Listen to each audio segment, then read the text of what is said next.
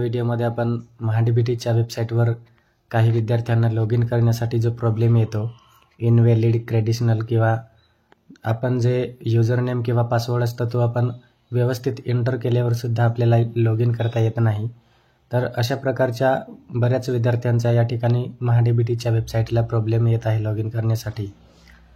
तर त्या मुलांनी काय करायचे आहे, ग्रीव्हन्स कसा टाकायचा आहे आणि आपल्याला जी प्रॉब्लेम येत आहे ती प्रॉब्लेम आपण कशा पद्धतीने महाडीबीटीच्या वेबसाईटवरती आपण ग्रीव्हन्स टाकू शकतो. तर त्यासाठीच आपण या ठिकाणी तुमच्यासाठी व्हिडिओ घेऊन येत आहे. तर व्हिडिओ नक्की शेवटपर्यंत बघा. आणि अजून काही ज्या दुसऱ्या प्रॉब्लेम्स आहे, लॉग इन इश्यू किंवा महाडीबीटीची जी स्कॉलरशिप आहे ती रिसीव्ह झालेली नाही किंवा बऱ्याच काही या ठिकाणी ज्या प्रॉब्लेम आहे विद्यार्थ्यांच्या, तर त्या प्रत्येक प्रॉब्लेमसाठी आपण ग्रीव्हन्स आहे तो ग्रीव्हन्स कशा पद्धतीने आपण टाकायचा आहे आणि जेणेकरून आपल्याला महाडीबीटीच्या वेबसाईटवरून आपल्याला कसा रिस्पॉन्स येतो आपल्या प्रॉब्लेमचा, तर त्यासाठी आपण या ठिकाणी प्रत्येक जो मुद्दा आहे तो या ठिकाणी पाहणार आहे. तर व्हिडिओ नक्की लास्टपर्यंत बघा. तर मित्रांनो, या ठिकाणी जी महाडीबीटीची वेबसाईट आहे तर ती सुरू झालेली आहे. आपण या ठिकाणी पाहू शकतो महाडीबीटी लॉग इन असे आपण सर्च करतो आणि त्यानंतर फर्स्ट वेबसाईट जी आहे ती या ठिकाणी आपण पाहू शकतो महाडीबीटी लॉग इन. तर ही जी वेबसाईट आहे ती या ठिकाणी सुरू झालेली आहे, आपण पाहू शकतो. तर अशा पद्धतीने जी वेबसाईट आहे ती सुरू झालेली आहे आणि त्यानंतर आपल्याला जो ग्रीव्हन्स टाकायचा आहे तर त्यासाठी आपण या ठिकाणी पाहू शकतो राईट साईडला ऑप्शन दिलेले आहे आपल्याला, applicant registration, application, log in, find eligible scheme आणि त्यानंतर आहे तर एक लास्ट ऑप्शन दिलेला आहे आपला, आपण पाहू शकतो ग्रीव्हन्स सजेशन्स. तर सिम्पली आपल्याला ग्रीव्हन्ससाठी या ऑप्शनवरती क्लिक करायचं आहे लास्टला आणि लास्टला आपण जसे क्लिक करू या ठिकाणी आपण पाहू शकतो ग्रीव्हन्समध्ये आपल्याला काय काय माहिती जी आहे ती एंटर करायची आहे. तर आपण या ठिकाणी पाहू शकतो आपलं नेम जे आहे ते आपण नेम या ठिकाणी एंटर करायचं आहे, आपला मोबाईल नंबर आहे तो एंटर करायचा आहे, त्यानंतर ईमेल आय डी आहे, ईमेल आय डी आणि डिस्ट्रिक्ट वगैरे आहे ते आपण या ठिकाणी एंटर करायचं आहे, तालुका दिलेला आहे, डिपार्टमेंट दिलेला आहे, स्कीम नेम आहे आणि कॅटेगरी दिलेली आहे आणि ग्रीव्हन्स टाईप जो दिलेला आहे या ठिकाणी तर आपण पाहू शकतो. तुम्हाला या ठिकाणी माहिती मी दाखवतो. डिपार्टमेंट आहे या ठिकाणी डिपार्टमेंट, तर आपल्याला कुठल्या डिपार्टमेंटमधून ग्रीव्हन्स आपल्याला टाकायचं आहे तर ते आपण या ठिकाणी सिलेक्ट करायचं आहे.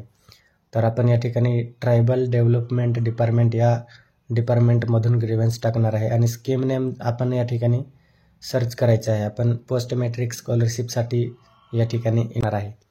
त्यानंतर तुमची कॅटेगरी जी आहे ती कॅटेगरी आपण या ठिकाणी निवडायची आहे. ग्रीव्हन्स आहे का सजेशन आहे. ग्रीव्हन्स प्रॉब्लेम असेल तर आपल्याला फर्स्ट ऑप्शन यूज करायचा आहे आणि आपल्याला फक्त माहिती जी आहे ती माहिती पाहिजे असेल तर सजेशन हा ऑप्शन आपण या ठिकाणी यूज करू शकतो. तर आपण या ठिकाणी ग्रीव्हन्स टाकणार आहे फर्स्ट ऑप्शन. त्यानंतर आपल्याला या ठिकाणी एक ऑप्शन दिलेला आहे ग्रीव्हन्स सजेशन किंवा टाईप. तर ग्रीव्हन्स कशा पद्धतीचा आहे आपल्याला, तर या ठिकाणी आपण पाहू शकतो accessibility issue, portal performance issue म्हणजे वेबसाईट व्यवस्थित चालत नाही त्यासाठीचा इश्यू आहे.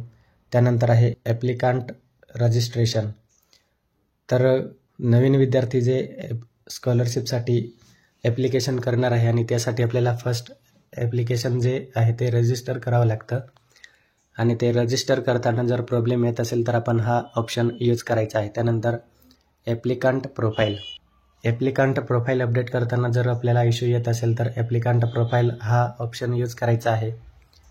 त्यानंतर डॉक्युमेंट अपलोड किंवा चेंजेस, आपल्याला डॉक्युमेंटमध्ये चेंजेस करायचं आहे किंवा अपलोड करायचं आहे तर त्यासाठी आपण या ठिकाणी हा ऑप्शन यूज करू शकतो.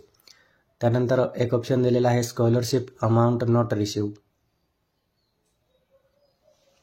तर आपल्याला स्कॉलरशिप अमाऊंट रिसीव्ह झाली नसेल तर त्यासाठी हा ऑप्शन तुम्ही यूज करू शकता. त्यानंतर आहे इन्स्टिट्यूट रजिस्ट्रेशन आणि त्यानंतर आहे न्यू ॲप्लिकंट रजिस्ट्रेशन और ॲप्लिकंट लॉग इन, तर हा ऑप्शनसुद्धा आपण यूज करू शकतो.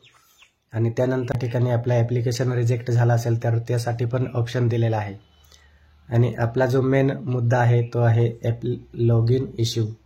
तर आपल्याला वेबसाईटला लॉग इन इश्यू आहे, आपला जो युजर नेम पासवर्ड एंटर करून सुद्धा या ठिकाणी लॉग इन होत नाही, त्यासाठी आपण हा लॉग इन इश्यू हा ऑप्शन यूज करणार आहे. त्यानंतर अकॅडमिक इयर सिलेक्ट करायचं आहे. आपण ॲप्लिकेशन कोणत्या वर्षाचा दिलेला आहे तर ते आपण या ठिकाणी सिलेक्ट करायचं आहे. 2023-24 असेल, 24-25 असेल. आणि त्यानंतर तुम्ही जे लॉग इन करताना तुम्हाला जी प्रॉब्लेम येते तर त्या प्रॉब्लेमचा जो एक स्क्रीनशॉट असतो तर तो स्क्रीनशॉट या ठिकाणी तुम्हाला स्क्रीनशॉट घ्यायचा आहे आणि तो तुम्हाला या ठिकाणी एक ऑप्शन दिलेला आहे अपलोड स्क्रीनशॉट. तर या ठिकाणी ती स्क्रीनशॉट आपल्याला अपलोड करायची आहे. आणि त्यानंतर या ठिकाणी जी कॉमेंट दिलेला आहे आपल्याला कॉमेंट बॉक्स, तर या कॉमेंट बॉक्समध्ये आपल्याला आपली प्रॉब्लेम शेअर करायची आहे, जेणेकरून जे ग्रीव्हन्स आहे ती चेक करताना जे कोणी चेक करणार आपली ग्रीव्हन्स तर ती ग्रीव्हन्समध्ये त्यांना समजायला पाहिजे आपली प्रॉब्लेम नेमकी काय आहे. तर त्यासाठी आपण कॉमेंटमध्ये व्यवस्थित आपली प्रॉब्लेम जी आहे ती एक्सप्लेन करायची आहे. आणि त्यानंतर आपण आपल्याला जी प्रॉब्लेम येते तर त्या प्रॉब्लेमचा जो स्क्रीनशॉट असतो तर तो स्क्रीनशॉट या ठिकाणी तुम्हाला अपलोड करायचा आहे 15 ते 250 KB पर्यंत. या ठिकाणी तुम्हाला साईज दिलेले आहे 250 KB पर्यंत. आणि त्यानंतर तुम्हाला या ठिकाणी कॅप्चा वगैरे दिलेला आहे, तो कॅप्चा वगैरे एंटर करून सबमिट करायचे आहे तुम्हाला तुमची जी ग्रीव्हन्स आहे ती. आणि या ठिकाणी सबमिट करायचं आहे.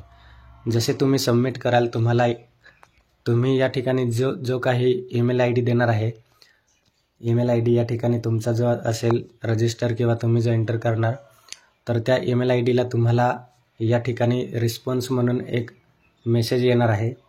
तर तुम्हाला मी दाखवतो. या ठिकाणी मी एक ग्रीव्हन्स टाकलेला होता.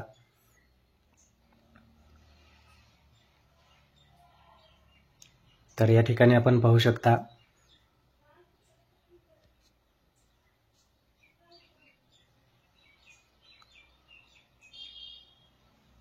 तुम्हाला तिकीट नंबर, मोबाईल नंबर आणि तुमचा ईमेल ID दिसेल. त्यानंतर तुम्हाला या ठिकाणी पाहायला भेटेल स्कीम नेम, तुम्ही कोणत्या स्कीममधून जो ग्रीव्हन्स आहे तो टाकलेला आहे आणि कॅटेगरी दिसेल तुम्हाला. तर मी या ठिकाणी फक्त सजेशन म्हणून जो ग्रीव्हन्स होता तो टाकलेला होता. आणि त्यानंतर जो माझा प्रॉब्लेम मी दाखवलेला तो होता या ठिकाणी लॉग इन इश्यू. तर महाडीबीटीच्या वेबसाईटला लॉग इन होत नाही म्हणून मी लॉग इन इश्यू हा या ठिकाणी सिलेक्ट केलेला होता. आणि त्यानंतर आपण पाहू शकता कमेंटमध्ये आपण कमेंट कशी करायची आहे, जो आपली प्रॉब्लेम जी आहे ती आपण एक्सप्लेन करायची आहे त्यांना महाडीबीटीच्या वेबसाईटला. तर आपण या ठिकाणी पाहू शकतो कमेंट या ठिकाणी दिलेली आहे, we have a face invalid credential problem on MahaDBT log in website. So what is the problem? What is the problem? I want to some information about this issue. I want to some information about this issue. तर अशा पद्धतीने तुम्ही जो grievance टाकणार आहे तर त्या ग्रीव्हन्सचा तुम्हाला लगेच अशा पद्धतीचा एक ईमेल येणार आहे. आणि ईमेल आल्यावर तुम्हाला त्यानंतर थोड्या दिवसांनी पुन्हा एक ईमेल येणार तुम्हाला. तर तो ईमेल तुम्हाला मी दाखवतो.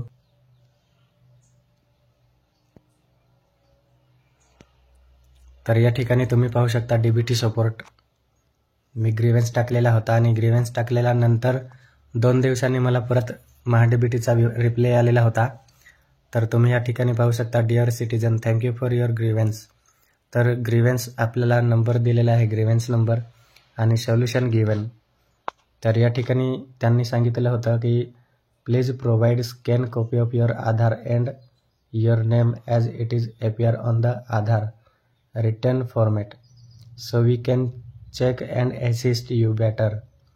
तर मित्रांनो या ठिकाणी मला महाडीबीटीच्या वेबसाईटवरून जो रिस्पॉन्स भेटला होता तर त्यांनी मला या ठिकाणी सांगितलेले की तुमचा जो आधार आहे तो स्कॅन करून आम्हाला पाठवा आणि तुमचं जे नाव आहे तर ते नाव वगैरे आम्हाला सेंड करा, म्हणजे आम्ही तुमचा जो प्रॉब्लेम आहे तो चेकआउट करून तुम्हाला रिस्पॉन्ड करू. तर अशा पद्धतीने जो ग्रीव्हन्स आहे तो आपण या ठिकाणी ऑनलाईन महाडीबीटीच्या वेबसाईटला आपण टाकू शकतो. तर आय होप मित्रांनो आपल्याला ग्रीव्हन्स कशा पद्धतीने टाकायचं आहे किंवा प्रॉब्लेमची माहिती आहे ती आपण आपल्याला स्कॉलरशिप अमाऊंट रिसीव्ह झाली नाही किंवा लॉग इन करण्यासंदर्भात आपल्याला काही प्रॉब्लेम असेल किंवा स्कॉलरशिपचं ॲप्लिकेशन करताना जे डॉक्युमेंट वगैरे अपलोड करतो आपण तर ते डॉक्युमेंट अपलोड करताना काही प्रॉब्लेम येत असेल तर आपण ग्रीव्हन्स कशा पद्धतीने टाकायचं आहे आणि त्यानंतर आपल्याला महाडीबीटीच्या वेबसाईटवरून जसा रिस्पॉन्ड येईल तर तशा पद्धतीने आपण जे आहे ते आपण त्या ठिकाणी करायचं आहे, अशा पद्धतीने आपण आपल्या प्रॉब्लेमचं सोल्युशन या ठिकाणी घेऊ शकतो. तर आय होप मित्रांनो आपल्याला या ठिकाणी व्हिडिओ आवडला असेल आणि व्हिडिओ आवडला असेल तर नक्कीच लाईक करा. थँक्यू.